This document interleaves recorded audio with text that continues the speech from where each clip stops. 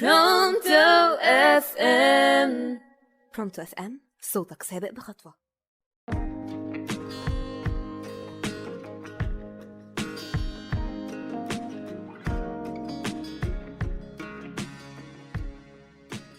السلام عليكم ورحمة الله وبركاته. ازيكم عاملين ايه؟ معاكم مصطفى محمد من برنامج ستي قالت لي، وهنكون مع بعض على قناة برونتو اف ام، صوتك سابق بخطوة.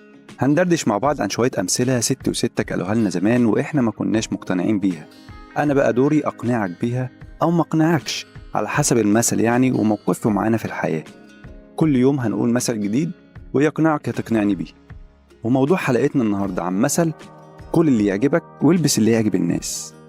أنا بصراحة مش عارف أنت متفق معايا على ده ولا لأ، لكن من وجهة نظري هو صح وصح جدا كمان، لأن إحنا بنشتري أحسن لبس وبندور على أحسن ماركات علشان نبان وسط الناس شيك، أو أبسط ما فيها إني أكون راضي عن نفسي وسط الناس، ومش بنلبس اللي على مزاجنا أو اللي مريحنا غير في البيت.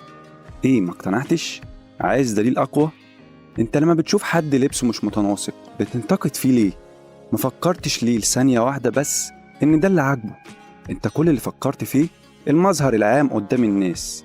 يعني مثلا ما ينفعش تروح انترفيو بتيشيرت وشورت، أو فرح بترنج رياضي مثلا، أو تقعد في البيت بقميص وبنطلون كلاسيك. عايز دليل أقوى؟ الناس مش بتبان من لبسها ويقولك المظاهر خداعة.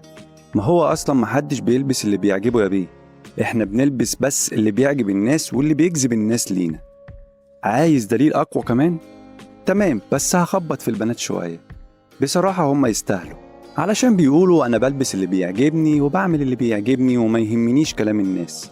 طيب بوجود الميك اب اللي عند حضرتك جوه ده إيه؟ هتقولي لي مش بحط كتير وإني مع اللي نو ميك اب والكلام الفاضي ده. معلش، كل ده تحت بند الميك اب.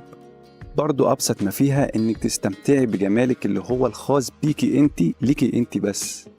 وبعدين لو كلامي غلط، في حاجة اسمها موضة وستايل اللي ماشية اليومين دول أنا كمصطفى مقتنع وبلبس فعلا اللي بيعجب الناس.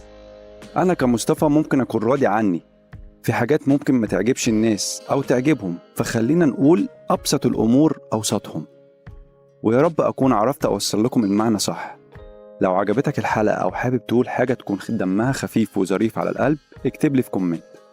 وكان معاكم مصطفى محمد من راديو برونتو اف ام، صوتك سابق بخطوة.